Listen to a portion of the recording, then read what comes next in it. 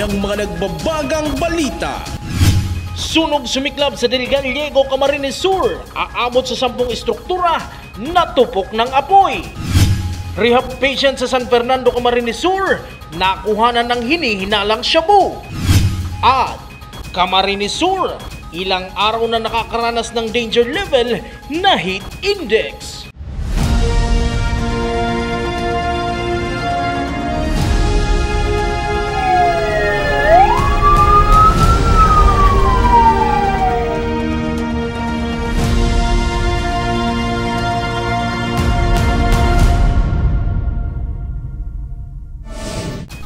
Magandang gabi, narito ang mga may init na balita sa Camarines Sur.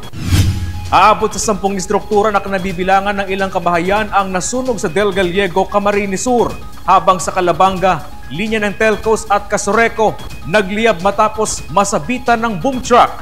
May ulat si Eli Balbin.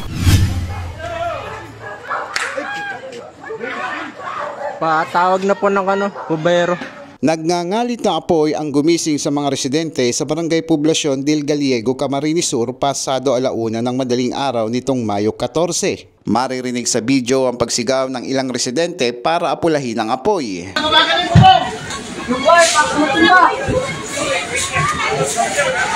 Hindi bababa sa 10 instruktura ang nasunog kasama na ang ilang kabahayan at establishmento. Ayon sa ilang residente, nagmula umano ang sunog sa bakery at maswerteng wala namang naiulat na nasaktan sa insidente habang inaalam pa ang sanhi at danyos ng sunog. Sa Calabanga, Camarines Sur naman, sinubukan pa sanang apulahin ng mga residente ang nasusunog ng mga kawad ng Telco at Casoreco 2 sa Zone 5, Barangay Ratay, Calabanga, Camarines Sur, pasado 10:00 ng gabi nitong Mayo 13. Inabot umano ng isang boom truck ang mga kawad ng Telco at Casoreco hanggang sa magliyab. Ayon kay Dennis Romero, papatulog na sana sila nang makarinig sila ng malakas na pagsabog at doon nakita niya na nasusunog na ang linya ng Telco. 10:30 yata yung si Rolas Gis. Nakarinig kami ng blasting. Tapos nagputukan yung mga bombilya sa amin. Paglabas ko, umaapoy na po yun sa may poste. Sa inisyal na investigasyon ng Calabanga MPS, nagmamaniobra umano ang driver ng boom truck hanggang sa masabitan nito ang kawad ng Telco at nabangga pa ang poste ng Casoreco. Nakaranas umano ng 5 oras na brownout ang aabot sa 28 kabahayan sa naturang lugar. PM Kasubanggi, nagkaigo po kita ng report na itong sarong feeder, yung feeder 41, from power substation ni Casoreco to hanggang pong upland barangays kang Calabanga going to Tinambak, nawaraan po ng kuryente. Sa bagong amay na ibaliktad na si kuryente duman sa primary and secondary line, si mga lateral na lang po, gusto sabihin si mga naapektaran ka itong mga service drop wire, iyo po si pigre-restore tako niyan. Kabali na po dyan itong may mga reported kaya kita na nag-high voltage. Gusto sabihin, naapektaran si mga, baka may appliances pa nga na naapektaran, si mga bombilya. Dara po kahit ang pag-high voltage. Gusto sabihin sa pagtaas kang kuryente, baka nagkaigwa ng shortage dahil duman sa pagputol kang sa tuyang poste. Eli Balbin, CSN. Tapos na ang halalan at naiproklama na rin ang mga nanalo nitong midterm elections. Kaya maaga ang paalala ng Commission on Elections o COMELEC sa mga komandidato na ihinda na ang susumiting SOSE. Narito ang ulat ni Eli Balbin. Tapos na ang halalan at naiproklama na rin ang mga nanalong kandidato nitong midterm election. Kaugnay nito ang paalala ng COMELEC sa mga kumakandidato nitong halalan na ihanda na ang mga isusumiting State of Contribution and Expenditure o SOSE. Ito ay alinsunod sa Omnibus Election Code na dapat 30 araw pagkatapos ng eleksyon, kinakailangan maisumiti na ng mga kumakandidato ang SOSE, nanalo o natalo man ito nitong halalan. Dito malalaman kung pumasok sa spending minute ang mga ginastos ng mga kandidato depende sa tinakbuhan nilang posisyon. Ayon kay Attorney Michael Julia Jr., City Election Officer, may mga ilang kandidato na nag-inquire sa kanilang opisina hinggil sa SOSE. Importante umano na makapagsumite ng kanilang SOSE ang mga kumakandidato sa eleksyon bago sila sumumpa sa kanilang tungkulin. Dito sa amin, pero may nag-inquire na about sa filing of SOSE. Yung po mga kandidato po natin, win or lose po, dito sa Naga City, dapat mag-file po sila ng SOSE on or before June 11. Pero siyempre, mas pinakamahalaga talaga yung mga nanalo, dapat makapag-file sila ng SOSE bago po ang kanilang proclamation, yung o-taking. Dagdag pa ni Attorney Michael Julia Jr., pwedeng madelay ang proclamation at magmulta ang isang kandidato kung hindi ito makakapag-file ng kanilang SOSE. Pwedeng ma-suspend, ma-delay mo ng kanyang proclamation. Ano po, kailangan talaga makapile sila ng SOSE. Tapos kahit yung sa non-winning candidate, syempre pag hindi makapile ng SOSE, ang penalty niyan, pwedeng may multa po na hindi bababa sa 10,000 pesos. Tapos po pag dalawang sunod na non-filing of SOSE, pag tatakbo pa sila sa next election, mag-disqualify na po sila. Eli Balbin, CSN. Imbes magbago, pariwara pa rin ang buhay ng isang rehab patient matapos itong mahulihan ng hinihinalang shabu. Narito ang ulat ni John Amador. Imbis na magbago, mukhang walang balak tumalikod sa illegal na droga ang isang rehab patient sa San Fernando, Camarines Sur. Ang suspect nahulihan ng hinihinalang shabu habang papasok sa rehabilitation center nitong Martes, Mayo 13. Kahapon po sir, may tumawag sa amin galing sa rehabilitation dito sa San Fernando sa alleged na merong nakunan na isang main person ng suspected shabu sa bag. So agad naman namin po pinuntahan para ma-verify yung suspectiyang shabu. Na-found out namin is meron talaga nakapaloob doon sa bag. Ang suspect ay si alias Plet, 44 anyos mula Zone 1, Barangay Mabolo, Naga City, na isang drug surrendery at magre-report sana sa pasilidad para sa Phase 1 aftercare program ng kanyang rehabilitasyon. Ang mga klase po ng pasyente na tinatawag doon sa rehabilitation is merong severe, mild, and outpatient. And ito pong suspect natin is outpatient po siya kasi nagkakandak na lang po siya ng aftercare program kasi isa po daw siya, base po sa investigasyon, surrendery po siya sa Naga.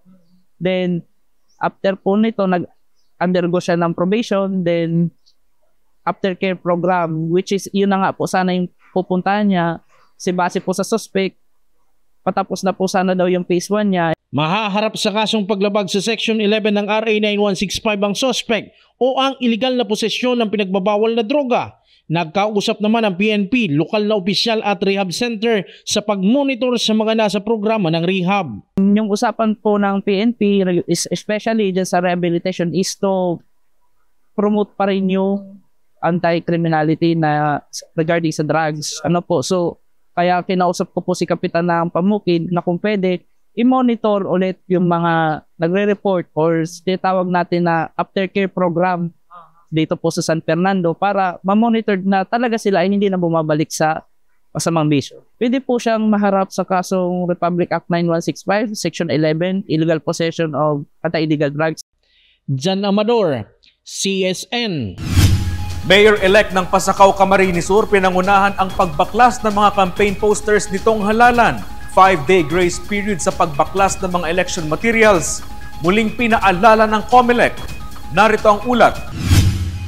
Pinangunahan ng nagbalik alkalde sa bayan ng Pasakaw, Camarines Sur ang pagbaklas ng mga election campaign materials sa kanilang lugar. Ayon kay Mayor-elect Tyco, nakasanayan na niya at ng kanyang team na magbaklas ng kanilang campaign posters ilang araw pagkatapos ng halalan. Talagang inisyatibo natin to kasi since na first term ko during my first term mayor 2013, 16, 19 and ngayon comebacking akong mayor and luckily nanggana ulit. Tradisyon na namin yan na every after election talagang kakanda kami ng Operation Baklas ng lahat ng mga posters and campaign paraphernalias ng mga kandidato to ensure na maging malinis ulit ang bayan. Yun. Hindi lang naman kami, maraming volunteers and I'm very happy na nandun yung mga barangay officials. May mga kandidatong nagkailan-ilan, may nanalo, natalo, nasumama, even hindi namin kaalay. May mga nagkusa naman na umanong nagtanggal ng kanilang mga tarpaulin. Kaugnay nito, kalinisan ang isa sa prioridad ng alkalde sa naturang bayan. Actually, during my term as mayor, talagang isa sa mga flagship program ko yung kalinisan. Malinis na bayan ng Pasakaw. Yun ang lagi ko. Din yung tagline ko is ang Pasakenyo disiplinado. Yun ang pinaka-tagline ng aking administration during my term, which ipagpapatuloy at i-improve natin yon. And kailangan talaga encouragement lang sa tao. Importante lahat naman, hindi lang sa kalinisan, lahat ng nagiging incident ng mga contributor ng negative sa bayan is yung kailangan natin is disiplina. Yun ang importante. Kaya doon ako nakafocus sa pagbalik natin ngayon bilang mayor, assume natin. I-ano na lang natin, kumbaga i-reload na lang natin kung ano pa pwedeng i-dagdag, i-enhance doon. Pero doon, isa yun sa mga flagship program na tututukan natin yung kalinisan at maayos na bayan ng Pasakaw. Mahigpit ding ipinagbabawal ang paggamit ng plastic sa Pasakaw at inaayos na din umano maging ang tamang disposal ng mga basura. Samantala, nagpasalamat naman si Tyco sa mga nagtiwala sa kanya nitong nagdaang halalan. Gusto ko pasalamatan, mahal na Diyos. Salamat po sa mahal na Diyos sa blessings and guidance for the entire period of campaign. Talagang nandyan yung presence ng Almighty God. And second, gusto kong pasalamatan din yung buong pamilya ko na sakripisyo, nagsuporta.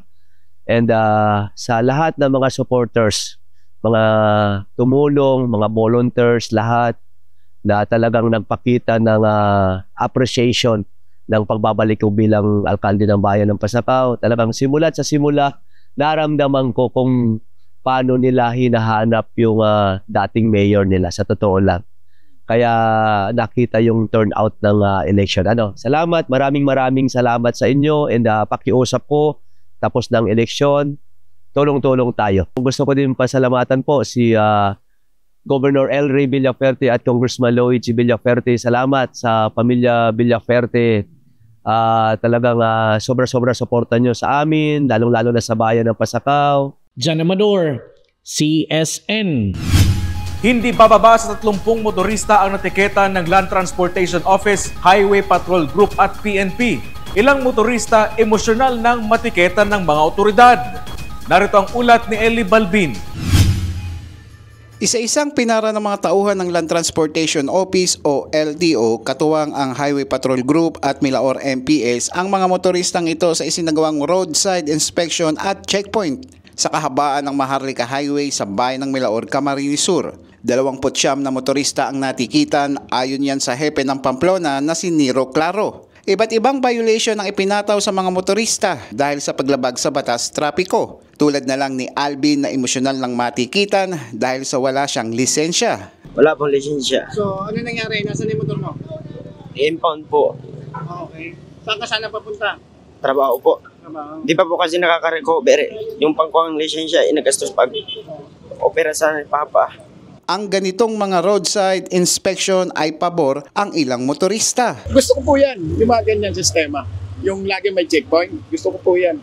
Para iwas po tayo sa mga problema na salot sa ating lipunan. Paalala ng LTO sa mga motorista na mag-comply, sumunod sa mga batas trapiko at huwag maging kamote. Eli Balbin, CSN. Samantala, tiniketa ng mga tauhan ng Bicol Central Station ng isang van na iligal na namamasada habang foot traffic sa terminal nitong halalan umabot umano sa 12,000. Si Regine Buesa detalye. Nasampulan ng citation ticket ng mga tauhan ng Bicol Central Station ang isang van na walang kaukulang permit na namamasada. Kolorom umano ito sa sakyang walang prangkisa sa LTFRB na naaktuhan na nagbababa ng mga pasahero mula sa Metro Manila. 2 araw matapos ang national and local elections, namataan na ang pakunti-kunting pasahero sa Bicol Central Station sa Naga City. Ayon sa LTO Bicol, peligroso ang pagsakay o pagtangkilik sa mga kolorom na sasakyan. Iwasan po ang mga private vehicle na nag-aalok ng biyahe para sa bayan at magsumbong po sa LTFRB o LTO kung may nakitang kolorom na sasakyan. Mapanganib po ang sumakay po dito dahil wala pong insurance ang pasahero kung may maaksidente. Hindi po dumadaan itong mga vehicle na ito sa tamang inspeksyon kung maaari po itong may sira or hindi ligtas ang sasakyan. Walang accountability po ang operator sa oras ng disgrasya at posible pa po itong masangkot sa illegal na gawain. Samantala nitong ika-12 ng Mayo araw ng eleksyon, nakapagtala ng nasa 12,000 foot traffic ang Bicol Central Station. Ayon kay Chinreles Bulucon, inaasahang dadagsa ulit ang mga biyahero ngayong weekend. Ang kuya naman mo niyan, pabarali sila sa Metro Manila, ang mga buses mo niyan, baranga kaya may igwabagay kitang terminal sa Tabaco, may Legazpi, may Nabua, may Naga City, and igwa kitang terminal man sa Camarines Norte. Kaya talagang ang pagpakwen mo niyan, medyo baranga mo niyan mga buses. Ngayong tapos na ang halalan at nalalapit na ang balik eskwela, inaasahan ng BCS na madaming pasahero ang mamomonitor nila. Richin Boy, CSN. Halos mag-iisang linggo nang naitatala sa Camarines Sur ang higit sa 40 degrees Celsius na heat index. 46 degrees Celsius na init factor na itala sa probinsya nitong May 13. Narito ang ulat. Ilang araw nang naitala ang danger level o mataas na heat index sa probinsya ng Camarines Sur. Ayon sa datos ng Pag-asa Southern Luzon, pumapalo ng 41 hanggang 46 degrees Celsius ang naitalang heat index sa probinsya, kung saan nito lang na May 13 ay naitala ang 46 degrees Celsius na heat index. Dahil sa mataas na heat index, pwede itong magdala ng panganib sa kalusugan ng mga tao. Kaya ang tinderang si Lola Nene, residente ng Naga City, madalas daw ang pag-inom niya ng tubig para mapawi ang init. Ito rin daw ang kanyang panlaban para sa sakit na pwedeng makuha sa mahabang exposure sa init. Naglalagay ako dyan tabing yung pag mainit na. Tubig na lagyan? Tubig. Pero miss kansit. Minsan nakakaubos ako sa maghapon doang ganito. Pahirap naman sa tricycle driver na si Jim ang sobrang init. Naapektuhan na raw umano ang kanyang pamamasada dahil dito. Hindi raw kasi siya makapagpasada pag sobrang init dahil delikado naman daw sa kanyang kalusugan. Awareness lang ang mga driver araw kaning sobrang init kang panahon. F1 siguro dagdag tubig lang sa kita para makaiwas kita sa heat stroke. Ayon kay Dr. Nino Cedric Moros ng Edmero, delikado sa kalusugan ang sobrang pagbibilad. Pwede itong makapag-trigger sa paglala ng hypertension, maging dahilan ng heat stroke o ang worst case scenario ay kamatay ng isang tao ang sobrang init. Iwasan ang exposure doon sa sobrang init na panahon, sa sobrang sikat ng araw, magsuot ng mas mas mapreskong damit. Okay? Tapos kung maaaring magdala ng payong para hindi maiwasan natin yung exposure doon. Aside from that, kung matindi yung sikat ng araw, pag parating nabababad yung mata natin sa sikat ng araw, maaari itong magdulot ng damage sa mata, ng pagkahilo, pagkalula at pagka-dehydrate.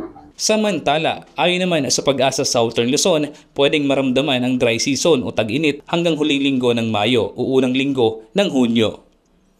Nick De La Cruz, CSN. At yan ang mga may init na balita ngayong araw sa Camarines Sur. Kami ang Kamsur News. Ako po si Chris Novello. Diyos mabalos sa pagtitiwala.